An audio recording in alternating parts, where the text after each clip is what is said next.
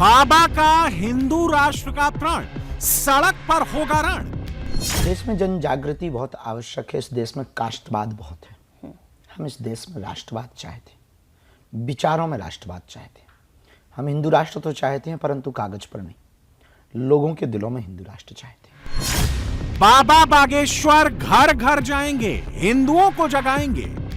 आज नहीं तो कल 20 साल बाद भारत का यदि भविष्य कोई पूछे कि क्या हो सकता, तो ये देश अपने अस्तित्व की लड़ाई लड़ रहा होगा। यदि आज ना संभले तो 20 साल बाद इस देश में जैसे protest by London, protest by France, वैसे ही भारत मूल अस्तित्व को बचाने के लिए लड़ रहा होगा सड़कों पर। गजवाए हिंद के बदले बाबा का प्लान क्या? हम सिर्फ इतना कहना चाहते हैं कि आप सर तन से जुदा करने की नारी नहीं देंगे। आप लव जिहाद, लैंड जिहाद, थूक जिहाद, मूत्र जिहाद नहीं करेंगे।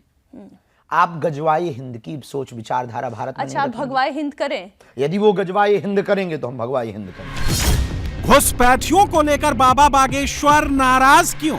चाहे वो बांग्लादेशी हो, चाहे वो रोहिंग्या हो, कोई ना कोई रूप बना करके भरे पड़े। ये इस देश के लिए खतरा है। और वो आज 10 लाख है, कल वो 20 हो जाएंगे, फिर 30 होंगे, फिर हमारे ही मकानों पर कब्जे करेंगे, फिर वो मालिक होंगे, हम लोग नौकर हो जाएंगे, हम लोग धीरे धीरे डायनासोर की तरफ लुप्त हो जाएंगे, उनका देश हो जाएगा, लो भारत खत्म हो गया। बिहार में चुनाव, बाबा बागेश्वर का क्या दांव? सबसे प्रिय प्रदेश यदि कोई हमारा है भारत में, बिहार है। और बहुत लगाव है हमारा बिहार के प्रति। अभी जाएंगे तो निश्चित है कंट्रोवर्सी होगी। लोग तरह तरह के, हम पहले भी जाते तो यही कहते थे बाबा प्रचार करने आया है, बाबा फलाने का एजेंट है। चुनाव में किसे वोट? बाबा की सीधी चोट। हम चाहते हैं कि आप व्यक्ति को वोट मत दो, एक व्यक्तित्व को वोट दो। बहुत ऐसे नेता हैं जो अपने मंसूबे तो पूरे कर लेते हैं, उनकी प्रजा सिर्फ लड़ती रहती, उनको वोट देती रहती, उन्हें समाज का मुखिया बनाए रहती, और वो नेता उसी पर मजे मार करके चले जाते। जातिवाद के नाम पर बाबा क्यों भड़क गए? यादव या केवल कुशवाहा या केवल पटेल या केवल ब्राह्मण या केवल गुर्जर या केवल जाट या केवल वर्मा या केवल शर्मा, हम किसी एक ही समाज के क्यों बने? हम हर समाज के क्यों ना बने? हम इस आधार पर वोट क्यों लें कि जातिगत आधार पर? हम वोट लें राष्ट्र के आधार पर।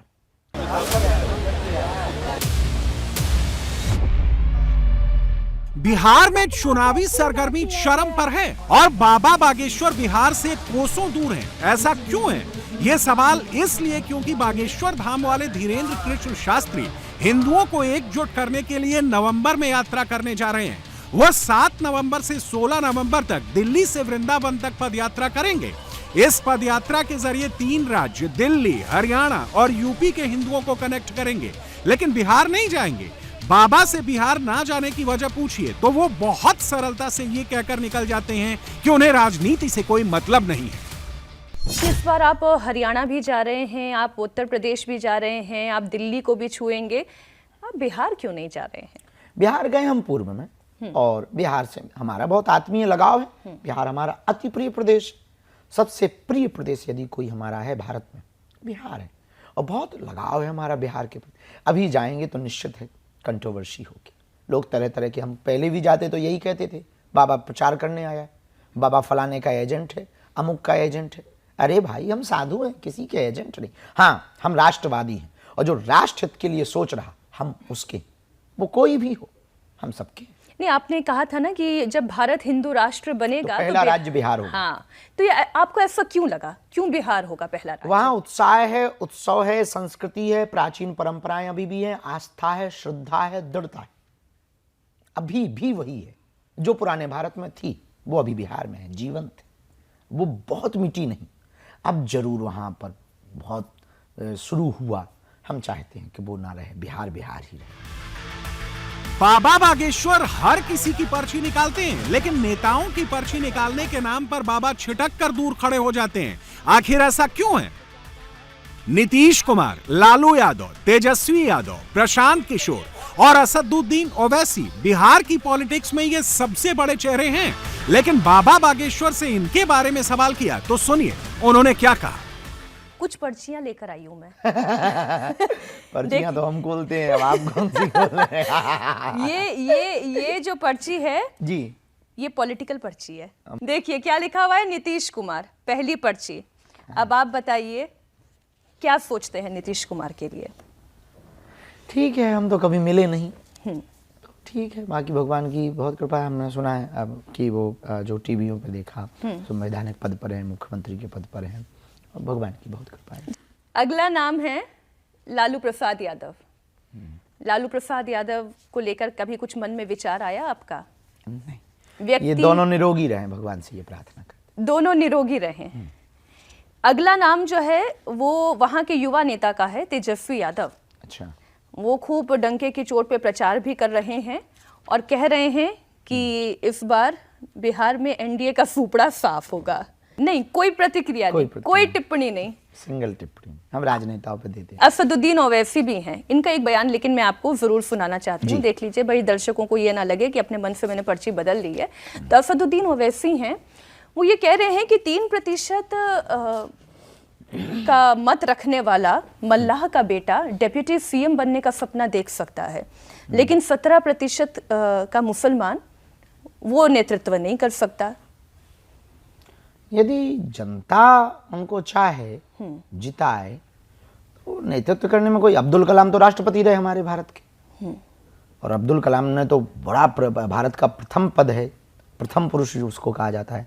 तो ये इनकी सोच इस प्रकार से है। हमें नहीं लगता है कि इनके साथ कोई दुर्व्यवहार, जितना भारत में मुसलमानों की कद्र है उतनी पाकिस्तान में भी नहीं।